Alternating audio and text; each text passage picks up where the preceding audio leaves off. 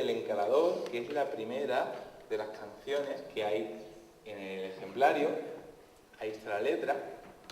Y entonces, en esta canción sí que esta es una canción de Turquía, es una canción de ese judeo español oriental, y aquí pues sí que tiene más palabras del turco, como he